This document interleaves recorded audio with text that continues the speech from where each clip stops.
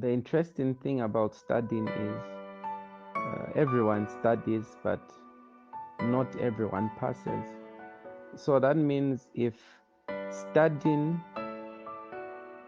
on its own was enough, then everyone who studies should have passed exams with flying colors. Something called effective studying, which is actually what distinguishes individuals from others.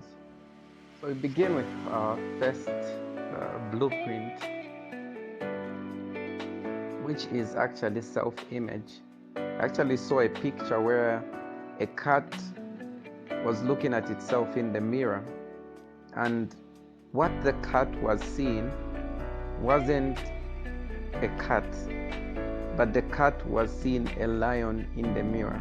So the cat looked at its reflection in the mirror, and instead of seeing itself, it began to see itself as a lion.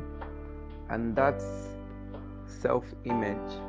If you raised an eagle with chickens, the eagle would forever believe that it was meant to flock and not to soar.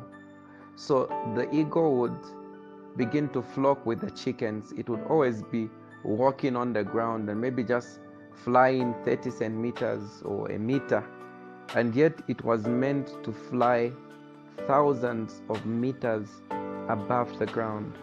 So if the eagle's self-image isn't correct, then no matter how much potential this eagle has, it will always act like a chicken because it has been brought up with chickens.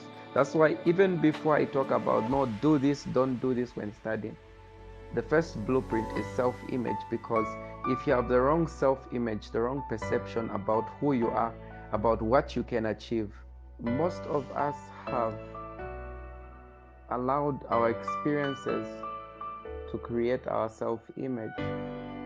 So just because I failed, it doesn't mean I'm a failure. Just because I didn't get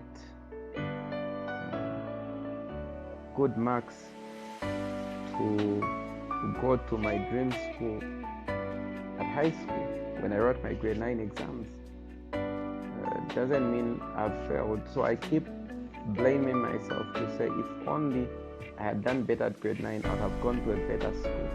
If only I had gotten 6 points, I wouldn't have ended up at this school. I would have been there.